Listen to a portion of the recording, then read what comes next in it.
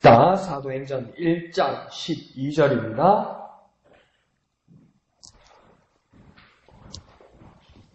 사도행전 1장 12절 12절에서 26절까지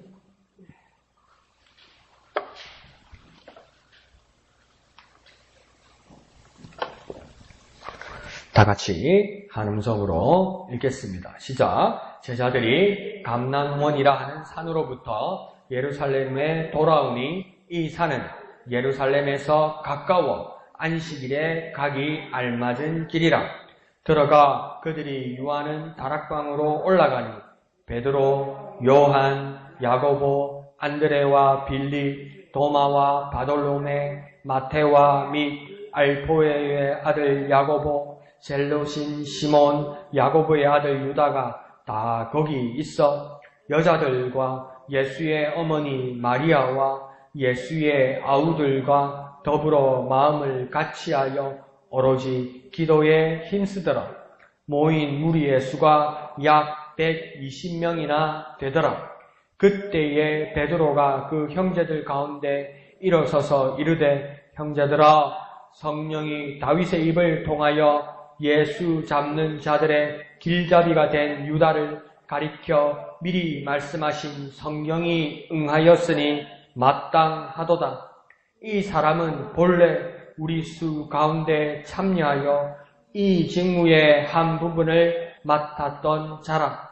이 사람이 불의의 싹스로 밭을 사고 후에 몸이 곤두박질하여 배가 터져 창자가 다 흘러나온지라.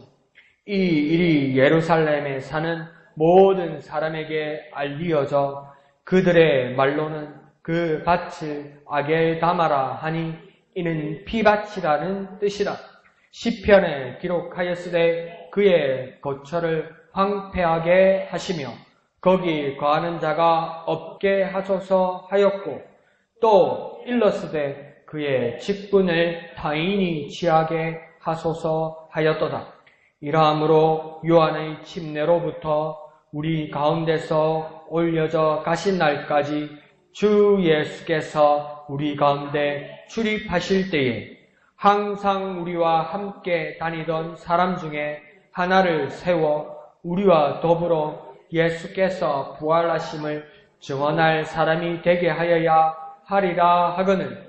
그들이 두 사람을 내세우니 하나는 바사보라고도 하고 별명은 유스도라고도 하는 요셉이요, 하나는 마띠아라.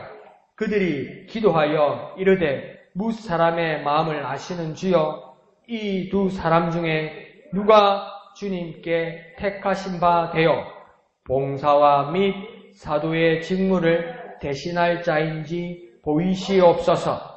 유다는 이 직무를 버리고 제 곳으로 갔나이다 하고 제비 뽑아 마띠아를 얻으니 그가 11사도의 수에 들어가니라.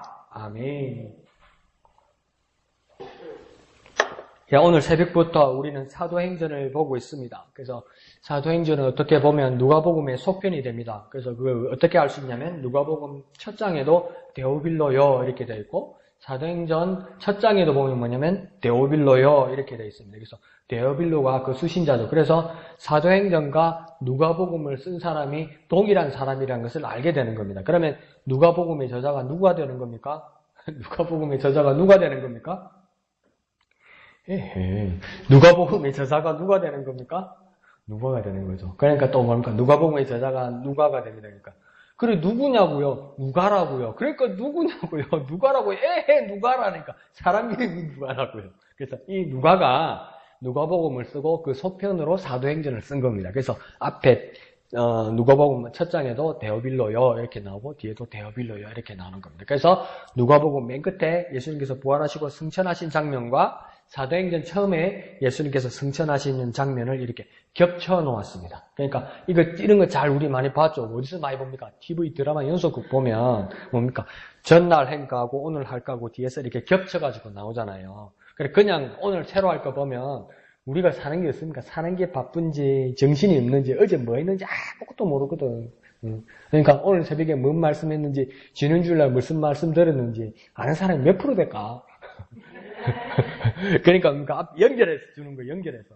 그와 마찬가지로 누가복음과 사도행전도 그렇게 이렇게 연결되어 있는 겁니다. 그래서 속편입니다. 그래서 누가복음은 예수의 생애를 이렇게 중심으로 하고, 사도행전은 말 그대로 사도들의 그 행적들을 이제 기록을 하게 된 것이죠. 그래서 1장에서 1장 1절에서 11절까지는 그 전편이 되는 것이죠. 그래서 오늘 12절부터 본격적으로 사도들의 어떤 활동들이 이제 시작되는 겁니다. 1장 12절부터요. 그래서 사도행전, 곧 사도들의 그 제자들의 행적, 그 사역이 시작되는 겁니다. 그래서 이 제자들의 행적이 무엇으로부터 시작되냐면 13절에 보면 제자들, 그 제자들의 이름이 나오고요. 그 다음 14절에 또 누가 같이 다락방에서 그렇게 합세하냐면 여자들이라 하죠. 그 여자들 중에는 마리아가 있고, 그와 더불어 누가 있었다고 하냐면 예수의 아우들이 있었다고 하죠. 예수의 아우들이 몇 명이 되었던지 기억나십니까?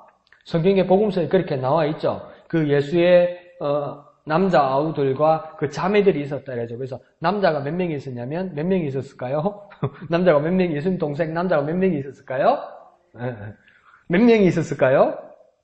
4명이 있었던 거예요. 눈치가 빠르면 돼. 모르면 눈치라도 빠르면 돼.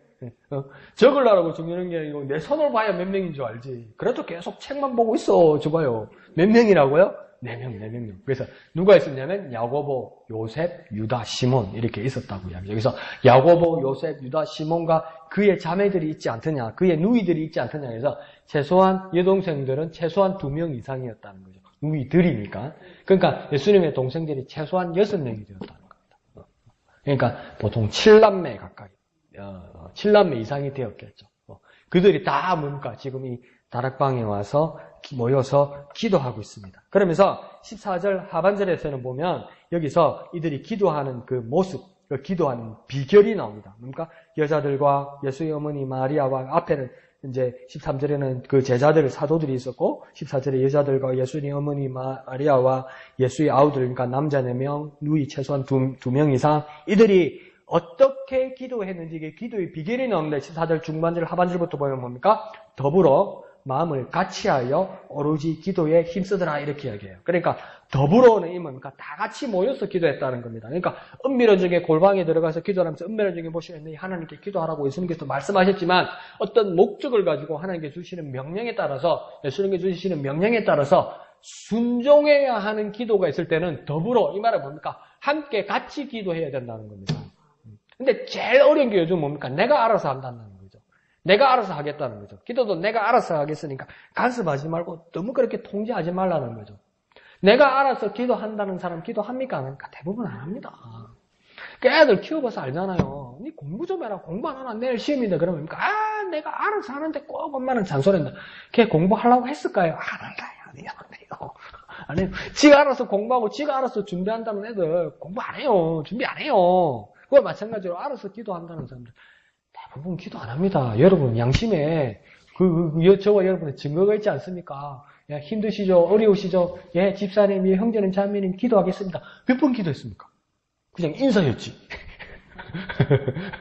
그러니까 뭡니까? 주님께서 명령하신 기도에 대해서 뭡니까? 더불어 기도한다는 겁니까? 함께 모여서 기도한다는 겁니다. 순종해서 기도한다는 겁니다. 함께 기도한다는 거예요. 그게 뭡니까? 더불어 다 같이 모여서 오늘처럼 우리가 다 같이 모여서 이렇게 기도한다는 거죠. 그 다음 또 어떻게 기도합니까? 마음을 같이하여 기도한다는 겁니까? 하나의 마음으로 기도한다는 거예요. 하나의 마음으로. 그러니까 꼭 저는 여러분께 시간을 따지지는 않아요. 뭐 그렇게 몇 분 이상 기도하라고 이야기하든지 몇 분 이하로 기도하면 안 된다든지 저는 그렇게 말하지 않아요. 근데 어떤 분들은 기도 열정이 깊은 분들은 그렇게 이야기해요. 목사님이 돼가지고 왜 그렇게 기도를 안 하십니까? 이래요. 미안하죠. 죄송하죠. 그런데 최소한요, 자기가 혼자 앉아서 30분 이상 기도할 줄 알면요, 그 사람은 기도에 은사 있는 사람입니다. 그걸 하나님 주신 사명이라 생각하고 열심히 기도하십시오. 남 비판하지 말고. 남 분량만큼도 그렇게 기도하십시오. 그게 하나님 주신 사명입니다. 그런데 지금 뭡니까? 그러면서도 제가 한 가지 걱정이 되는 건요, 마음을 같이하여 기도한다는 방법 중에 뭐냐면, 하나의 어떤 제목을 드리면, 우리가 이 제목으로 이 말씀을 우리가 기도합시다 이렇게 이야기하면 그 제목으로 기도해야 되는 거예요. 사실은요. 그러면 제가 어떨 때는 의심이 가는 게 뭐냐면 목사가 의심하면 안 되는데 여러분의 믿음을 받들어야 되는데 제가 기도의 제목을 한 서너 가지를 드렸는데 이게 어떨 때는 30초도 안 돼서 기도가 끝나는 사람이 있어요. 그러면 기도를 했을까 안 했을까 이런 생각이 드는 거예요. 기도 제목만 해도 30초가 넘어가는데 눈을 말똥말똥 뜨고 막 내려쳐다보는 사람도 있고 어떤 사람은 막 또 기도하는 사람이 있는데 보면 가만히 두 놈의 기도를 들으면 안 되는데 딴 기도하고 있어요. 딴 기도하고 있어. 그러니까 만약에 어느 형제님을 해서 어느 자매님을 해서 우리 교회에 어떤 이번 23주년 우리 교회 창립 기념일을 위해서 기도합시다 그러면 그걸 위해서 기도해야 되는 거잖아요. 근데 내가 아픈 거, 내 병원 가는 거, 우리 신랑 어디서 뭐 하는 거 그거 기도하고 있다니까. 내 개 빵꾸 막아주세요. 그런 거 하고 있다니까. 우리 아들 시험 합격해 해주세요. 이런 거 하고 있다니까. 이 뭡니까? 마음을 같이 해서 기도하시지 않는 것이죠. 그러니까 마음을 같이 해서 기도한다는 겁니다. 한 가지 기도의 제목으로 같이 기도한다는 겁니다. 그러니까 제가 왜 연소의 목사님께서 기도 제목 그거 드렸을 때 왜 그걸 보면서 기도해라고 그랬냐면 여러분 그냥 목사가 부탁을 드리면 좋게 부탁드릴 때 그냥 같이 따라주시니 그게 제일 좋아요. 왜 그러냐면 여러분 그 기도의 제목들이 여러 집사님들 기도 제목들이 있었잖아요. 그게 앞뒤로 여러분 기도 제목만 해도 앞뒤로 2면이었잖아요. 2페이지였잖아요. 그런 기도의 제목을 내준 사람들이 얼마나 많았을까? 한 10명 내외 됐잖아요. 그러니까 여러분이 그 10명 내외의 기도를 외웁니까? 못 외우잖아요. 그래서 목사님이 몸소 이렇게 띄워주면서 보면서 기도를 했잖아요. 아무도 안 봐. 아무도 안 봐. 그러니까 내가 뭘 기도하는지를 모르겠어.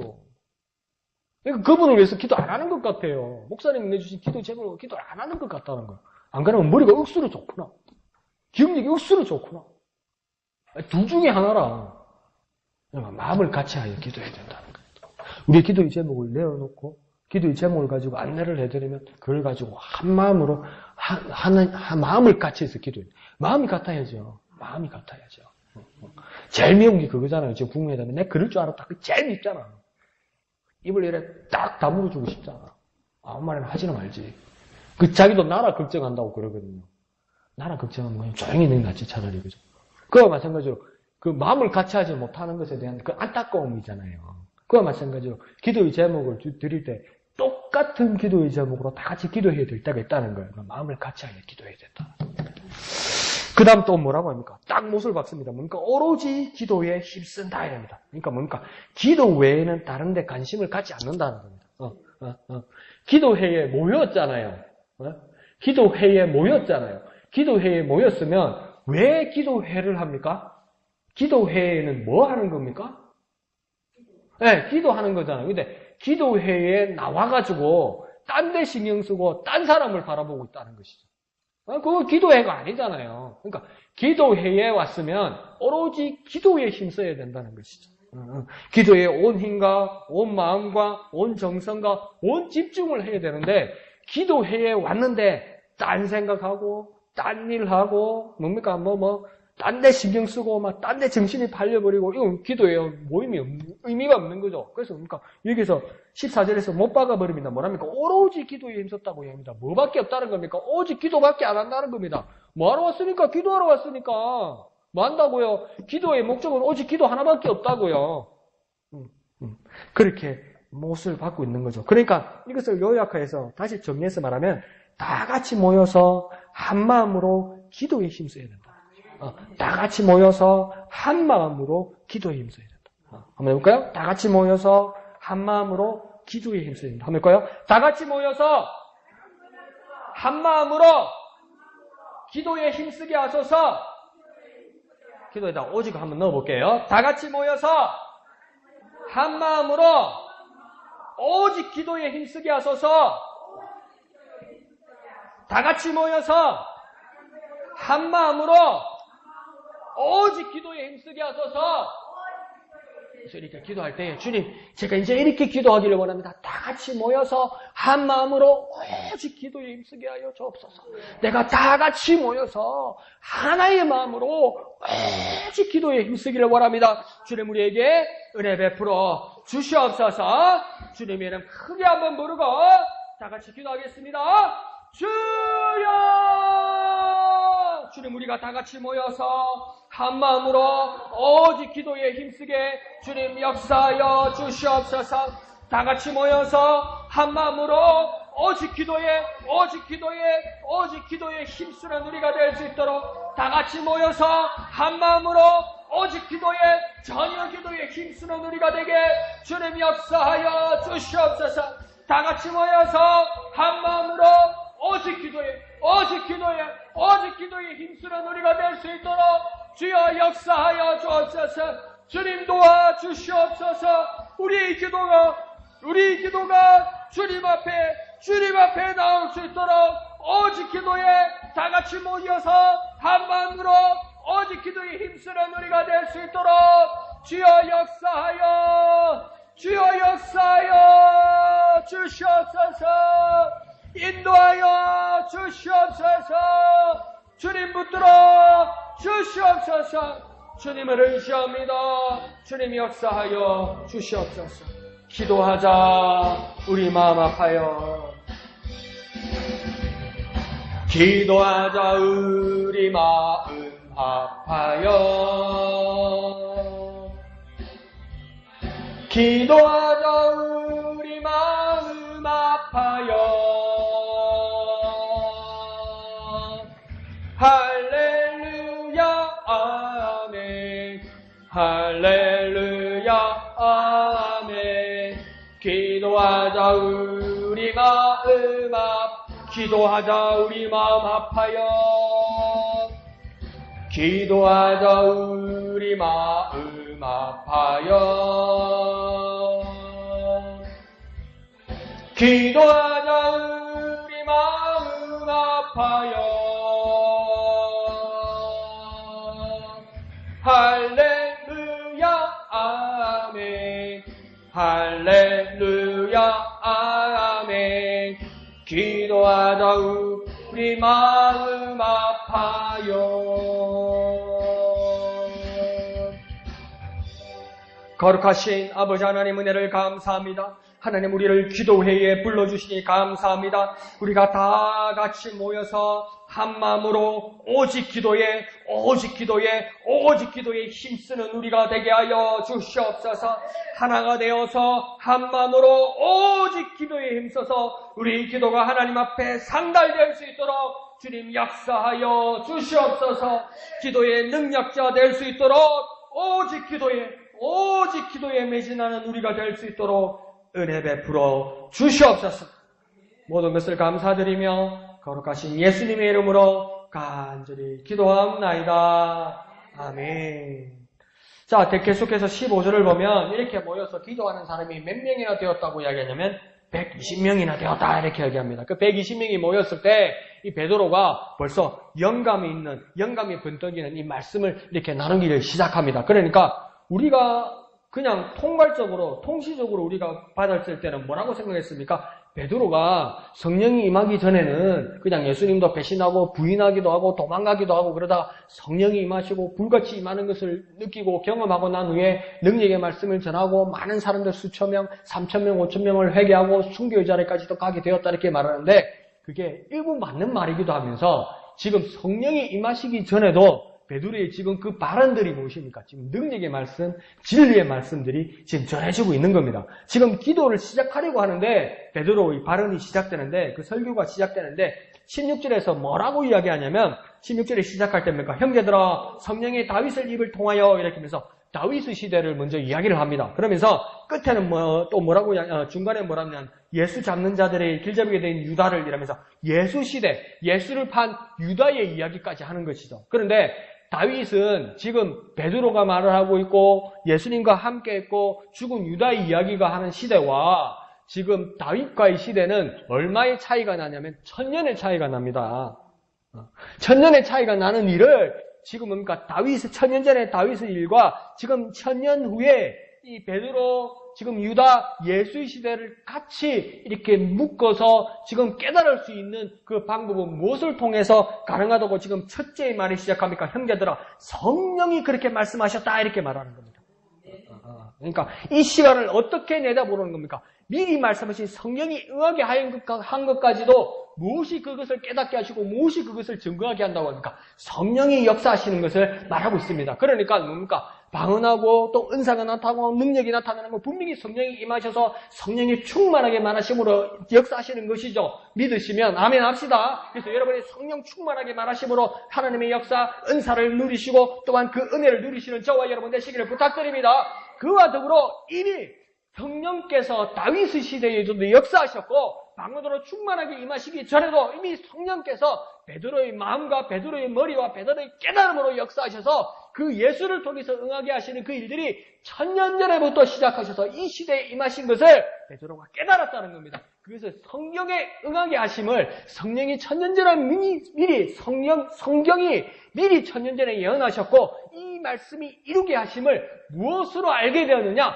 성령이 깨닫게 하심으로 가능하게 되었다는 겁니다. 그러니까 우리가 하나님의 말씀, 진리가 되신 말씀, 성령의 역사심, 그 역사심을 깨닫는 방법은 무엇입니까? 성령이 내게 충만하게 임하실 때, 성령께서 내게 깨닫게 하실 때 그것은 가능하다는 겁니다. 이전부터 준비하시고 역사하시고 우리에게 임하시게 하시는 이는 유일하게 누구시라는 겁니까? 성령께서 그렇게 하신다는 거예요. 모든 세월과 모든 시간과 모든 미래와 모든 비전을 깨뜨려서 우리를 엮어서 이끌어 가시는 이가 누구라고 베드로는 지금 말하니까 성령께서 그렇게 역사하신다는 겁니다. 성령께서 그렇게 깨닫게 하신다는 겁니다. 성령께서 그렇게 말씀하신다는 겁니다. 그러니까 성경의 응답이 성령으로 역사하심으로 깨닫게 된다는 겁니다. 성령이 응답하셨다는 것을 어떻게 깨달았느냐? 성령으로 깨달았다는 겁니다. 성경의 진리를 어떻게 깨닫느냐? 성령으로 깨닫는다는 겁니다. 그러니까 성경은 무엇으로 누가 어떻게 쓰여집니까? 많은 저자들이 어떻게 성경을 쓰게 됩니까? 성령께서 역사하심으로 성령께서 영감을 주심으로 그 말씀을 깨닫고 쓰기 시작했다는 겁니다. 그러니까 창세기를 누가 썼다고 우리 믿고 있습니까? 창세기, 출애굽기, 레위기, 민수기, 신명기 이 5개의 성경을 누가 썼습니까? 또 하나님 찾지 말고 누가 썼습니까? 누가 썼습니까? 모세가 썼지요. 근데 모세는 어느 시대의 사람입니까? 출애굽 시대의 사람이잖아요. 그러면 출애굽 시대의 사람이 무엇까지도 썼습니까? 그 앞에 창세기를 썼죠. 그러면 모세는 창세기 시대의 사람입니까? 아닙니까? 아니에요. 근데 모세는 그 수천 년 전의 사건을 기록할 수가 있었다고. 왜 그게 가능했습니까? 성령께서 영감으로 역사심으로 심지어 모세가 있지 않은 그 시대에 하나님께서 천지를 창조하시는 그 시대도 뭡니까? 모세가 들여다보기 시작했다는 겁니다. 어떻게 들여다볼 수 있습니까? 성령께서 역사하심으로, 성령께서 영감을 주심으로 그것을 기록할 수 있었다는 겁니다. 그와 더불어 그러면 우리는 성경의 말씀을 어떻게 깨닫게 되는 겁니까? 성령께서 조명하심으로. 조명하신다는 말은 뭡니까? 조명. 성령께서 비추심으로. 그러니까 아무리 성경을 펴서 보아도 한글이고 영어고 이런 내용을 뭡니까? 영어 성경, 한글 성경, 원문 성경 읽어도 그 내용이 어떻게 흘러간다는 것은 읽을 수 있어요. 이해는 할 수 있어요. 그러나 깨달음은 무엇을 통해서만 가능하다는 겁니까? 성령께서 조명하실 때. 그래서 그러니까 쓰는 자는 성령께서 영감으로 역사하심으로 쓰게 되고 이 말씀을 읽고 깨닫는 자는 어떻게 깨닫게 되는가? 성령께서 조명하심으로, 성령께서 비추어 주심으로, 성령께서 깨닫게 하심으로 이 일들이 가능하게 된다는 겁니다. 그러니까 베드로가 지금 뭡니까? 성령께서 조명하심으로, 성령께서 역사하심으로 그 이전에 몰랐던 사람들, 보고자 해도 보지 못했고 듣고자 해도 듣지 못했던 그 성령의 역사, 예수께서 성령을 통해서 응하게 하셨고 그 예언을 이루게 한 역사를 성령으로 깨닫게 되었다는 겁니다. 더 쉽게 한번 이야기해 볼까요? 우리는 어떻게 기도해야 되겠습니까? 하나님의 말씀을 받들 때, 하나님의 말씀을 펼쳐볼 때 무엇을 기도해야 되겠습니까? 성령께서 나를 깨닫게 하여 주옵소서. 성령께서 나를 깨닫게 하여 주옵소서. 읽으면서 나는 이게 뭐니 말귀를 못 알아듣겠다. 그게 중요한 게 아니고 성령께서 나를 조명하여 주옵소서. 성령께서 이 말씀을 조명하여 주셔서 깨닫게 하여 주옵소서. 성령께서 이 말씀을 깨닫게 하여 주옵소서. 성령께서 왜 깨닫게 해야 됩니까? 쓰신 이가 성령이시니까. 하나님의 마음이니까. 하나님의 마음을 깨닫기 위해서는 하나님의 마음을 비추어 주셔야 깨달을 수 있는 겁니다. 하나님의 마음을 우리가 사람이 어떻게 알 수 있습니까? 하나님의 마음을 보여주시고 말씀해 주셔야 알 수 있죠. 그게 뭡니까? 성령의 조명이라는 거예요. 성령의 조명. 그러니까, 참 희한한 사람이 우리나라에는 참 많아요. 그래서 우리나라에 그 역사가 깊은 그 일간지 신문이 뭡니까? 그래도 아직은 뭡니까? 조선일보, 동아일보, 중앙일보 이런 신문들 아닙니까? 이게 얼마나 역사가 깊습니까? 일제시대부터 있던 그 신문이잖아요. 그러니까 역사가 얼마나 오래되었습니까? 그 어떤 입장을 취하든 자기 나름대로는 정통 일간지들이라고요. 근데 이 동아일보에서 어제 어떤 기사가 나왔냐면 기자가 점쟁이를 찾아갔는 거라. 네? 기자가 무당을 찾아갔어요. 그러면서 뭘 물어봤냐면 북한의 김정은의 운명에 대해서 물어본 거야. 그런데 그 무당이 뭐라 했냐면 유명한 무당이라는 거예요. 옛날에 김일성 죽는 것도 맞춘 사람이라는 거예요. 네? 그래서 김정은이 내년에 죽는데요. 네, 김정은이 내년에 죽는데요. 네, 네. 김정은이 내년에 죽는데요. 북한에 구테타가 나가지고 김정은이 죽는데요. 그게 신문입니까? 아니 그게 기사입니까? 아니 맞고 안 맞고가 중요한 게 아니에요. 여러분 맞고 안 맞고가 중요한 게 아니에요. 네? 맞고 안 맞고가 중요한 게 아니에요. 사람의 미래를 사람의 운명을 어떤 사람이 알 수 있다고 생각하는 이게 성경 안에서도 큰 착각이라고요. 이게 사람의 운명을 사람의 미래를, 사람의 수명을 사람이 알 수 있고 맞출 수 있을 거라고 생각하는 이 체계가 정말 위험한 거라고요, 이게. 믿음을 가진 우리에게조차 사람의 생사화복은 누구에게 달려있는 겁니까? 하나님께 달려있는 거예요. 네. 믿음이 없는 사람에게도 이건 정말 우스운 이야기고 믿음을 가진 우리가 야 진짜 내년에 죽을란가 보다 죽었으면 좋겠다. 이것도 잘못된 생각이라고요. 이치적으로 만약에 그 사람이 죽는다고 칩시다. 그러면요 이 한반도는 대혼란입니다. 왜 죽는다고 그런 줄 아세요? 김정은에게 불만이 있을까 안에 군인들이 암살한다고 그랬다고요. 군인들이 그러면 북한에서 김정은을 암살하면 그럼 끝나겠습니까? 남한으로 밀고 내려오겠죠. 그렇게 이 독자들에게 공포를 남한에 있는 사람에게 공포를 조성하려고 기자가 쓴 거예요. 기자가. 근데 제가 왜 이 말씀을 드리냐면 사람의 운명을, 사람의 마음을, 사람의 미래를 사람이 알 수가 없어요. 왜 그렇습니까? 우리 믿음의 체계 안에서도 하나님, 사람의 운명, 사람의 생사화복을 하나님께서 결정하고 계시기 때문입니다. 근데 하나님께서 그 입을 열어주시지 않으니 우리는 그 사람에 대해서 알 수가 없어요. 그와 마찬가지로 더 중요한 것은 무엇입니까? 하나님의 마음, 하나님의 뜻, 하나님의 계획이 이 성경 안에 있다는 것을 믿으시면 아멘 합시다. 그러면 하나님의 마음을 사람인 우리가 어떻게 알 수 있습니까? 알 수 있습니까? 없어요. 그러니까 우리가 어떻게 기도해야 됩니까? 성령께서 깨닫게 하여 주옵소서 이렇게 기도하자는 거예요. 제 말은. 모르는 것들이 아는 척도 하지 말고 대단한 소리도 하지도 말고 예수 믿는 우리도 무엇입니까? 하나님의 말씀을 붙들면서 내가 하나님의 뜻을 내 머리로 내 생각으로 내 마음으로 알 수 있겠다고 생각하지 말라는 거예요. 하나님의 말씀을 펼쳐서 붙들겠으면 하나님의 마음을 성령으로 깨닫게 하여 주옵소서, 성령으로 조명하여 주옵소서. 이렇게 정말 하나님을 경외하고 겸손한 마음으로 하나님 앞에 나아가야 되고 말씀을 받들고 말씀을 붙들어야 된다 이거죠. 한번 해볼까요? 성령으로 깨닫게 하여 주옵소서, 성령으로 조명하여 주옵소서. 그렇게 간절히 기도하는 저와 여러분 되시기를 부탁드립니다. 성령으로 깨닫게 하여 주옵소서, 성령으로 조명하여 주옵소서.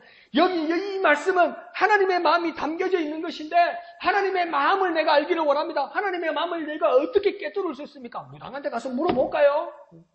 점쟁이한테 가서 물어볼까요? 점쟁이는 그래도 영적인 것을 나보다 좀 아니까 이 성경을 갖다 주면은 이 성경이 나보다는 무슨 뜻인지 잘 알겠지. 사람을 깨뜨려 보니까, 사람의 마음을 보니까 내 운명을 하나님이 말씀해 주시지 않는다면 점쟁이한테 가서라도 물어봐야지.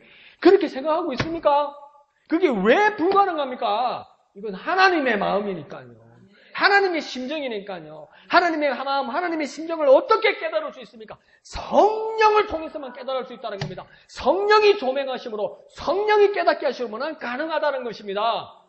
성령을 의지함으로 하나님의 말씀을 깨닫고 붙드는 저와 여러분 되시길 부탁드립니다. 한번 볼까요? 성령으로 깨닫게 하소서, 성령으로 조명하여 주소서.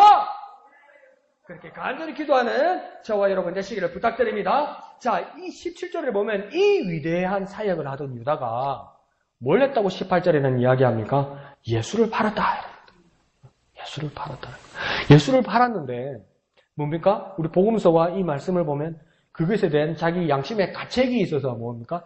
다시 은 30을 돌려줬는데 그 유대의 관원들이 받았습니까? 안 받았습니까? 안 받았어요. 안 받으니까 뭡니까? 성전에다 뿌리고 목을 메었다는 것이죠. 복음서에는 목을 메은 것으로만 끝이 났어요. 그런데 사도행전에서 다시 이 말씀을 다 연결해서 보면 뭡니까? 배에 장기가 터져서 이렇게 죽었다 이렇게 이야기를 하고 있어요. 그러니까 뭡니까? 그 장기를 터져서 죽었는데 돈을 30냥을 그렇게 뿌려놓았다 보니까 30전을 뿌려놓았다니까 그것을 거두어서 뭡니까? 밭을 하나 써서 나그네들을 위한 그 무덤, 공동묘지를 만들었다 이거죠. 근데 여기서 보세요. 양심의 가책을 복음서에서는 유다가 느꼈다고 이야기해요. 진짜 양심의 가책을 느꼈을까요? 안 느꼈을까요? 유다가요. 성경이 느꼈다니까 느꼈겠지. 이게 뭔 마음인가 막 도리 아리까리 합니까? 그렇게 자꾸 맞추려고 들지 말라니까. 성경 있는 대로 믿어야 되고 성경에서 말씀하시는 대로. 그러니까 그 유다는 양심의 가책을 느꼈어요. 근데 그 양심의 가책을 가지고 사함을 받지 못한다고요. 하나님 앞에 나아갈 때 내 양심의 가책 문제만을 가지고 내 양심의 가책만을 가지고 내 양심의 울림만을 가지고 하나님 앞에 나온 데서 이 문제가 해결되지 않는다는 것을 유다의 죽음을 통해서 정확하게 보여줍니다, 여러분. 내 양심의 가책이, 내 양심이 정확한 길을 열어주지를 못해요. 더 냉정하게 말할까요? 내 양심의 가책이 판단을 내려주지 못해요, 여러분. 아, 내가 잘못했다. 이러면 내가 천벌을 받지. 이러면 내가 잘못된 거지. 이렇게 하면 내가 악을 저지르는 거지. 이렇게 하면 내가 도덕적으로, 윤리적으로, 인간적으로 내가 잘못된 거지. 이걸 가지고요. 이런 깨달음만을 가지고요. 내 앞에 길을 열어주지도 못하고요. 내가 무엇을 할지 아무 판단을 주지 못해요. 그러니까 뭡니까? 유다가 회개하지 아니하고 뭐합니까? 자결하잖아요. 양심의 가책이 엉뚱한 길을 이끌어줘요. 근데 이 사람이 어떤 사람이었습니까? 사도였어요. 예수님을 따르는 수많은 사람들 중에서도 12명으로 그 12명이 안에 들어갔던 사람이에요. 그리고 요한복음을 보면 이 사람이 뭐 했던 사람입니까? 회개를 맡았어요. 그 예수님의 그 재정을 맡았어요. 그러니까 더욱 믿을 만한 사람이었어요. 그런데 뭡니까? 자기가 이것을 선택했다는 거예요. 뭘로는 안 됩니까? 양심 가지고 안 됩니다, 여러분. 예수 믿는 사람은 이거 진짜 깨달아야 됩니다. 이거 진짜 이거 확신할 수 있습니다. 양심 가지고 안 됩니다, 여러분. 그리스도인이면 하나님 앞에 나아가는 자면 양심만 가지고 안 됩니다, 여러분. 엉뚱한 길로 갑니다. 주님 앞에 겸손함으로 성령의 종명하심과 성령의 깨닫게 하심과 하나님께서 예수 그리스도의 이름으로 인도하시는 그 인도에 순종하는 삶이 되지 못하면 자기가 판단하고 자기가 판단되는 것이 심지어 양심의 가책의 문제일지라도 엉뚱한 길로 간다는 거예요. 더 극단적으로 더 냉정하게 말씀드려볼까요? 내 판단으로 안 됩니다. 내 판단으로 안 됩니다. 하나님의 판단에 순종합시다. 저 여러분 하나님의 판단에 순종합시다. 그게 심지어 내가 불편하고 마음에 들지 않더라도 하나님의 판단에 순종하는 저와 여러분 되시기를 부탁드립니다. 자, 그러자 베드로가 그 상황을 이야기하면서 이게 한 명이 결혼이 났으니 12명 중에 한 명이 사라졌으니 유다의 자리에 다른 사역자가 필요함을 지금 베드로가 말을 합니다. 그러면서 그 필요한 사람의 그 자격을 보면 12번째 다른 사도의 자격을 보면 22절에 처음 시작할 때 뭐라고 얘기하냐면 항상 우리와 함께 다니던 사람 중에 하나를 세우자 이렇게 이야기합니다. 그러니까 12명이 채워지기 위해서 어떤 사람이 필요하냐면 항상 우리 12사도들과 함께 다니던 사람들 중에 하나를 세우자. 이 말은 뭡니까? 12사도 외에도 함께하던 많은 사람들이 있었다는 겁니다. 그러니까 누가복음에서도 복음을 전할 때 예수님께서 복음을 전하러 사람들을 보낼 때 12명뿐만 아니라 몇 명을 보냈다고 기억나십니까? 몇 명이 손가락이 부족한 거 70명입니다. 70명. 그러니까 12명 외에도 그러니까 예수님을 따르던 또 다른 제자들 많은 무리들이 있는데 그게 70명 가량 되었다고 누가복음에서 이야기합니다. 그러니까 더 많은 사람들이 있었겠죠. 그 중에 12사도가 있었던 거고.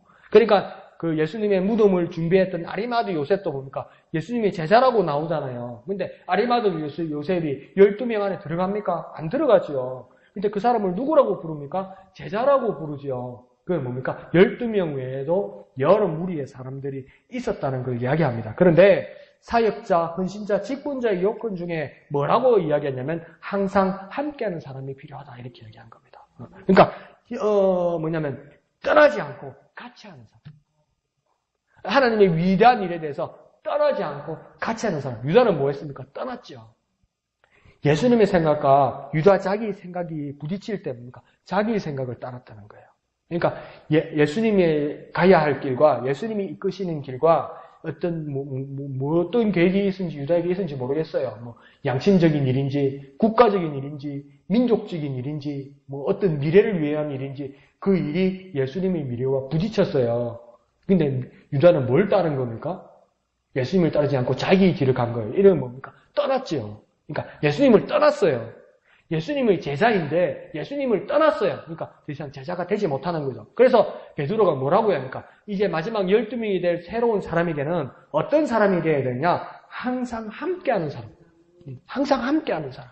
그러니까 참 그리스도인이고 참 주님의 일꾼이 되는 사람은 뭡니까? 항상 함께하는 사람. 떠나지 않는 사람. 떠나지 않는 사람. 내 판단이 옳다고 하나님의 길 외에 내 길을 가는 사람은 뭡니까? 주님의 제자가 될 수 없는 겁니다. 그러니까 더 쉽게 말해볼까요? 기쁠 때 같이 기뻐하고 하나님 앞에 영광 돌리고 같이 찬송 드리고 슬플 때 같이 애쓰고 기도하는 사람. 우리 공동체를 위해서, 우리 목양의 공동체를 위해서 기쁜 일이 있을 때 샘 안 내는 사람, 입 삐죽 안 하는 사람, 뒤로 빠지지 않는 사람, 같이 기뻐하고 하나님 앞에 같이 영광 돌리고 같이 찬송하는 사람. 내 집 일도 아닌데 지 잘 돼서 좋겠다. 그렇게 안 하는 사람. 그리고 좀 그렇게 자랑하는 사람도 좀 다 같이 기뻐할 만한 것으로 좀 자랑하는 사람. 오직 내 거 잘 됐으니까 기뻐해 주세요. 좀 그러지 말고 우리가 다 같이 기뻐할 수 있는 것으로 우리 목양의 공동체가 다 같이 기뻐할 수 있는 걸로 기뻐하는 사람. 그런 사람이 하나님의 일꾼에 합당한 사람이라고 이야기하는 겁니다. 그리고 슬플 때 자기 일처럼 애쓰고 기도하는 사람. 그런 사람이 필요하다고 이야기하는 것이죠. 그러면서 또 다른 요건이 22절 하반절에는 누구라고 이야기하냐면 이 세움을 받은 12번째 사도가 할 일은 뭐라고 합니까? 22절 중간에 한번 볼까요? 하나를 세워 우리와 더불어 예수께서 부활하심을 증언할 사람이 되게 하여야 하리라 하거든. 그러니까 두 번째 조건은 뭡니까? 예수께서 부활하심을 증언하는 사람이 되어야 한다 이 말입니다. 그러니까 참 주님의 일꾼은 항상 함께하고 두 번째는 무엇입니까? 예수의 부활을 증거할 수 있는 사람이 됩니다. 예수의 부활을 증거하는 자가 되어야 된다는 겁니다. 그러니까 교회의 목적이 무엇입니까? 예수의 부활을 증거한다는 겁니다. 그리스도인들의 목적이 뭡니까? 예수의 부활을 증거한다는 겁니다. 잘 모여서 친목을 도모하고 덮고 그거 중요하죠. 근데 더 중요한 것이 무엇입니까? 우리의 궁극적인 목적이 무엇입니까? 예수의 부활을 증거하는 자가 되어야 된다는 겁니다. 근데 여기서 잘 보세요. 증거하는 자예요. 고집 피우는 자도 아니고요. 땡깡 부린 자도 아니고요. 큰 소리 내어서 뭡니까? 밀어붙이는 자가 아닙니까? 그거는 증거가 아닙니다. 증거는 뭡니까? 증거물 이러죠. 증거물. 그걸 보여주는 거. 열매를 보여주는 거. 갑자기 뭐가 안 떠오르라. 증거. 그러니까 재판정에서도 증인이 있고 증거가 있죠. 그러니까 당신이 이날 몇 날 몇월 며칠 몇 시에 재판 받으러 가죠. 몇 날 몇 시에 뭐 했습니까? 저 집에 있었어요. 집에 있었어요. 저는 사건 현장에 없었어요. 집에 있었어요. 고집 피우고 고함 지르는 걸로 안 된다고요. 판사가 안 믿어져요. 나와 함께 있었던 증인이 있어야 되죠. 내가 거기에 있었던 자리에 증거가 있어야 되죠. 그와 마찬가지로 예수 부활에 대해서니까 고집 피우는 게 아니고 증거를 보여준다. 증거. 그러니까 우리가 뭐 되어야 되는 겁니까? 증인 되어야 된다는 겁니다. 증인. 그 정도로 우리가 믿음의 반열에 서 있어야 된다는 거죠. 목양교회에서 목사, 집사, 성도의 일이 무엇입니까? 예수의 부활을 증거하는 증인이 되어야 됩니다. 예수 부활의 증인 되어야 됩니다. 예수 부활의 증인되는 저와 여러분 되어서 하나님 앞에 귀히 쓰임 받는 저와 여러분 되시길 부탁드립니다. 한번 드리겠습니다. 예수 부활의 증인되게 하소서. 예수 부활의 증인되게 하소서. 정말 예수 부활의 증인되는 저와 여러분 되시기를 부탁드립니다. 정말 예수 부활의 참 증인되는 저와 여러분 되시기를 부탁드립니다. 증인은 어떻게 되는 거냐? 오늘 새벽에 보았던 것처럼 8절에 1장 8절에 오직 성령이 너희에게 임하시면 너희가 권능을 받고 예루살렘과 유대와 사마리아와 땅끝까지 이르러 내 무엇이 되리라? 증인이 되리라. 이렇게 하겠습니다. 그러니까 증인 예수 부활에 온 세상에 증인이 되는 방법이 있다. 그게 뭐냐는 겁니다. 무엇이 성결되냐는 겁니다. 무엇이 전제되어야 됩니까? 무엇이 먼저 갖춰져야 됩니까? 예수 부활의 증인되기 위해서 8절에서는 무엇이 선제되어야 된답니까? 무엇이 우선되어야 됩니까? 성령이라고요. 성령요, 성령. 성령이 우리에게 임하셔야 된다고요. 예수 부활의 증인의 유일한 방법은 뭡니까? 성령이 내게 임하시는 거라고요. 그래서 성령이 필요하는 거라고요. 성령이 임하시면요. 성령이 임하시면요. 예, 이 봅니다. 수지 맞습니다. 차차차차차차차. 막 잡아뜨리고 넘어뜨리고 방언하고 막 사람 나사고 모으고 막 쇼하고 그 얼마나 그게 좋은 일이죠. 예, 좋은 일이죠. 감사한 일이죠. 능력의 일이죠. 놀라운 일이죠. 그것만큼 중요한 일이 무엇입니까? 내가 왜 간절히 성령의 임하심을 구하고 있습니까? 예수 부활의 증인되기 위해서요. 예수 부활의 증인되기 위해서요. 그래서 뭡니까? 예수 부활의 증인되게 하여 주옵소서. 이 말은 뭐 어떤 기도를 우리가 같이 하는 거니까? 성령이 내게 충만하게 임하여 주옵소서. 성령이 내게 충만하게 임하여서 예수의 증인되게 하여 주옵소서. 예수 부활의 증인되게 하여 주옵소서. 이렇게 기도하는 저와 여러분 되시기를 부탁드립니다. 한번 해볼까요? 성령이 충만하게 임하셔서 예수 부활의 증인되게 하소서. 성령이 충만하게 임하셔서 예수 부활의 증인되게 하소서. 그렇게 증인된 삶을 살아가는 저와 여러분 되시길 부탁드립니다. 성령을 구하는 이유가 있습니다. 성령을 갈망하는 이유가 있습니다. 저와 여러분은 성령을 소망하는 이유가 있습니다. 그것은 무엇입니까? 예수 부활의 증인되는 일입니다. 예수 부활의 증인되는 일입니다. 예수 부활의 증인되는 저와 여러분 되시기를 거룩하신 예수님의 이름으로 축원드립니다. 자, 그러면서 그래서 뽑아야 될 사람은 후보가 나타납니다. 23절에 보면 두 후보가 나타납니다. 첫 번째 후보는 누굽니까? 바사바라고 나오고 유수도라고 하고 그 사람 이름은 뭐랍니까? 요셉이다 이렇게 이야기합니다. 그러면 뭡니까? 첫 번째 후보는 요셉입니다. 그리고 두 번째 후보는 누구라고 이야기합니까? 마띠아라고 나오죠. 그러니까 두 후보가 나왔습니다. 누구입니까? 요셉과 마띠아. 뭐라고요? 요셉과 마띠아. 요셉과 마띠아는 어떤 사람이었냐면 항상 12사도들과 예수님과 함께하던 사람이었고 예수 부활의 증인이 되는 사람이었다는 거예요. 그 두 후보가 요셉과 마띠아였습니다. 그러면 오늘 마지막 전체를 보면 이 요셉과 마띠아 중에 누가 뽑혔다고 이야기합니까? 마띠아가 뽑혔다고 이야기해요. 그러면 어떻게 뽑혔다고 이야기합니까? 예, 제비 뽑혔다고 26절에서 말씀하고 있죠. 그러니까 26절에 제비를 뽑아서 마띠아가 뽑았다는 것은 맞는 말입니다. 근데 맞는 말인데 이게 얼만큼 맞는 말이냐면 딱 50% 맞는 말입니다. 왜 딱 50% 맞는 말이냐면 무엇보다도 제비 뽑는 것보다도 우선한 게 있어요. 그러니까 이 사도들이 한 사람을 뽑기 위해서 이 두 사람 중에 한 사람을 뽑기 위해서 제비 뽑는 것보다 먼저 한 일이 있어요. 그게 어디에 있습니까? 24절을 보세요. 뭐 있습니까? 그들이 기도하여 이르되. 어떻게 해서 뽑은 겁니까? 기도하여서. 모든 그리스도인들에게 행하는 모든 일들에게 모든 신기하고 의외적인 일이고 새로운 일이고 놀라운 일이고 이해 가지 않는 일이라도 그 일을 행하는 모든 일 가운데 가장 먼저 하는 방법은 무엇입니까? 기도라는 겁니다. 기도. 그래서 뭡니까? 그들이 기도하여 이랍니다. 그러면서 뭐라고 기도했습니까? 24절에 보면 마음을 아시는 주여 이렇게 이야기합니다. 여기 나오잖아요. 보세요. 마음을 아시는 이는 누구라고요? 주님이라고요. 주님. 동아일보 기자가 실수한 거죠. 부당한테 가가지고 그걸 물어보고 이게 신문 기사요, 이게 소설이요, 이게 판타지 영화요, 뭐요? 얼마나 욕을 먹어놨던지 그 기사가 지워졌더라고요. 지워지면 뭐해요? 그 기사 지우면 뭐해요? 다른 신문사에서 동아일보 기자가 이렇게 썼더라 이러면서 떴는데 난리가 난 거예요.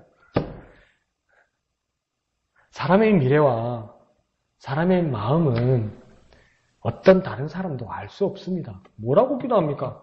사람의 마음을 아시는 누구라고 이야기합니까? 주님입니다. 주님. 주님만이 아십니다. 내 마음도 누가 아십니까?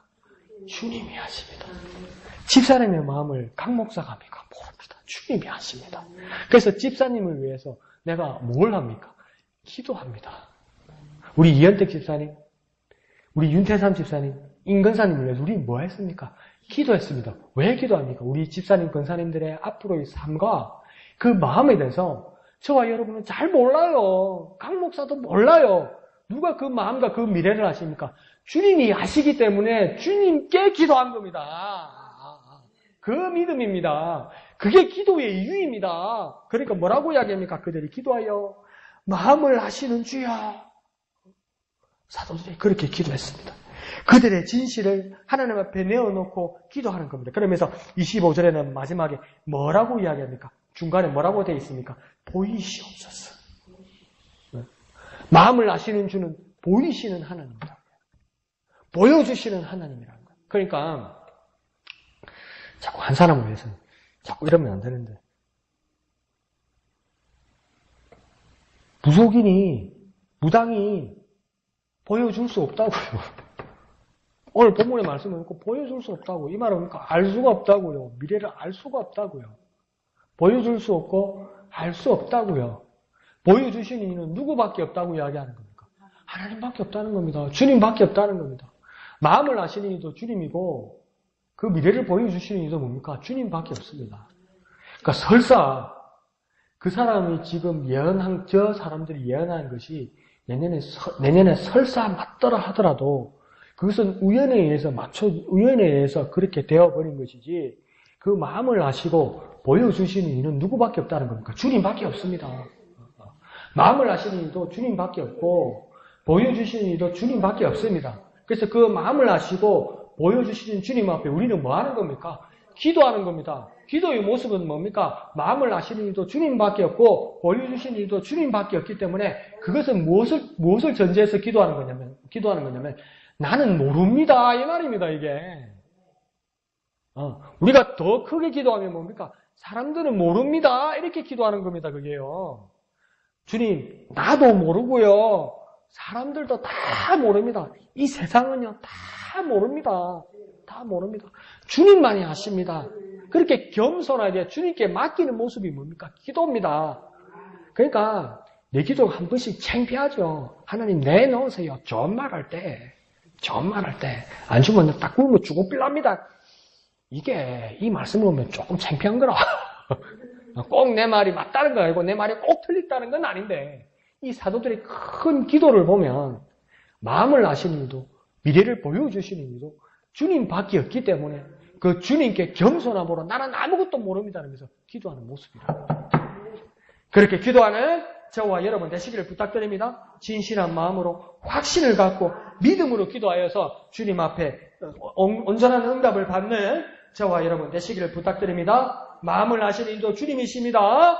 그리고 보이시는 이도 주님이십니다. 그 주님 앞에 겸손함으로 기도하는 우리가 되기를 원합니다. 한번 하겠습니다. 나는 모릅니다. 나는 모릅니다. 세상도 모릅니다.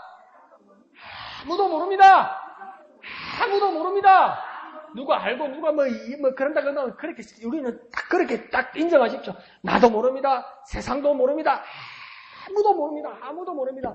주님만이 마음을 아십니다. 주님만이 마음을 아십니다. 해볼까요? 주님만이 마음을 아십니다. 주님만이 마음을 아십니다.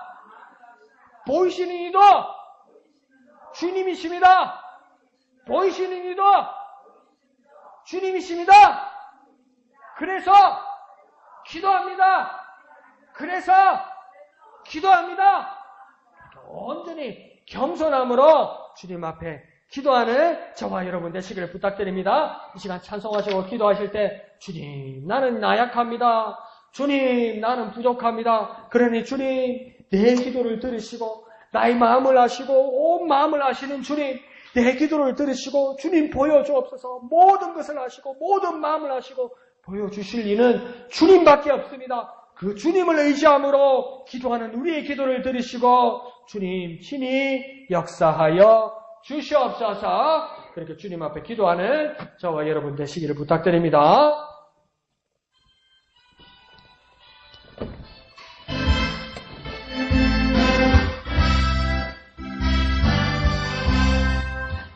약한 나를 강하게, 가난한 날 구하게, 눈먼 날 볼 수 있게 주 내게 행하셨네.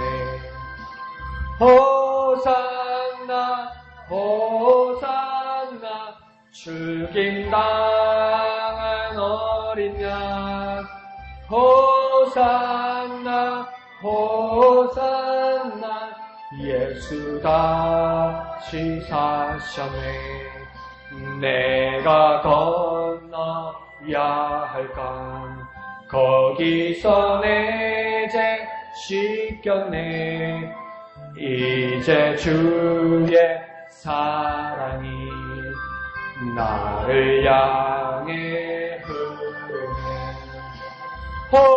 호산나 호산나 죽임당한 어린 양, 호산나 호산나 예수 다시 사셨네. 깊은 강에 서주가 나를 일으키셨도다. 구원의 노래 부르리. 예수 자유 주셨네. 호산나 호산나 죽임당한 어린 양, 호산나 호산나 예수 다시 하셨네. 아멘. 이 시간 기도하겠습니다. 마음을 아시는 주님, 주님께서 친히 보여주옵소서. 마음을 아시는 주님, 친히 주님께서 보여주옵소서. 나는 알 수 없습니다. 우리도 알 수 없습니다. 온 세상도 알 수 없습니다. 아무도 알 수 없습니다. 오직 아시는 주님, 오직 보여주실 수 있는 주님, 그 주님을 겸손히 의지함으로 기도하오니 주님 역사하여 주옵소서. 기도하는 우리에게 주님을 의지함으로, 기도하는 우리에게 주님을 의지함으로, 기도하는 우리에게 보여주옵소서. 역사하여 주옵소서. 응답하여 주시옵소서. 주님의 이름 크게 한번 부르고 다 같이 기도합니다. 주여. 주님을 의지함으로, 주님을 의지함으로 기도합니다. 나는 모릅니다. 세상은 알 수 없습니다. 아무도 모릅니다. 주님만이 아십니다. 주님만이 아십니다. 사람의 마음도 사람의 미래도 주님만이 아십니다. 주님만이 아십니다. 모든 사람의 미래와 모든 사람의 마음과 이 세상의 모든 것을 주님만이 아십니다. 주님만이 아십니다. 주님이 보여주시옵소서. 주님이 보여주옵소서. 나는 무지하오니, 나는 부족하오니 주님이 보여주옵소서.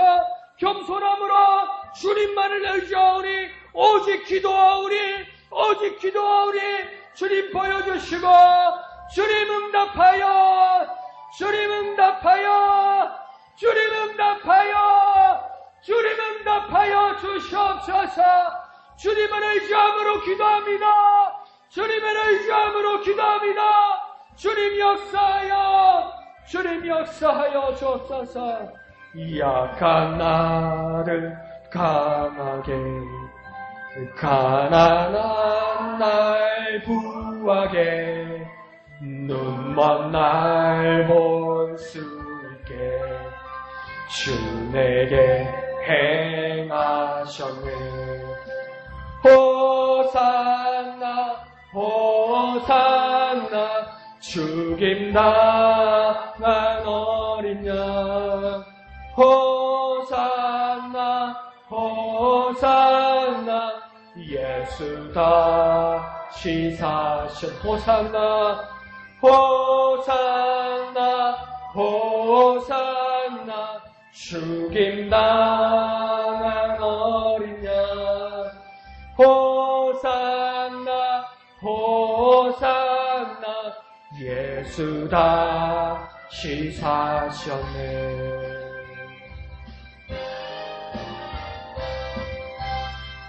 거룩하신 아버지 하나님 은혜를 감사합니다. 하나님 앞에 우리 진실을 고백합니다. 주님, 나는 모릅니다. 주님, 세상도 모릅니다. 아무도 모르고 있습니다. 모든 사람의 마음을 아시는 주님, 오직 주님만이 모든 것을 아시고, 오직 주님만이 마음을 아시고, 오직 주님만이 모든 것을 아시는 주님임을 고백합니다. 주님, 보여주시옵소서. 주님, 말씀하여 주시옵소서. 주님, 응답하여 주시옵소서. 오직 주님만이 하실 수 있사오니 주님, 역사하여 주시옵소서. 무지한 우리를 고백하고 우리는 겸손함으로 주님을 의지합니다. 겸손함으로 주님을 의지하여 기도하오니 응답하여 주시옵소서. 주님을 의지함으로 기도하오니 역사하여 주시옵소서. 주님을 의지함으로 기도하오니 역사하여 주시고 응답하여 주시옵소서. 모든 것을 감사드리며 거룩하신 예수님의 이름으로 간절히 기도합나이다. 아멘. 하늘에 계신 우리 아버지의 이름을 거룩하게 하시며 아버지의 나라가 오게 하시며 아버지의 뜻이 하늘에서와 같이 땅에서도 이루어지게 하소서. 오늘 우리에게 일용할 양식을 주시고 우리가 우리에게 잘못한 사람을 용서하여 준 것 같이 우리 죄를 용서하여 주시고 우리를 시험에 빠지지 않게 하시고 악에서 구하소서. 나라와 권능과 영광 영원히 아버지의 것입니다. 아멘. 주님 감사합니다. 주님 감사합니다. 주님 홀로 영광 거두어 주시옵소서. 오직 모든 사람의 마음을 아시는 주님, 주님만이 아시고 주님만이 보여주실 수 있음을 믿습니다. 겸손함으로 주님 앞에 고백하고 겸손함으로 주님 앞에 기도합니다.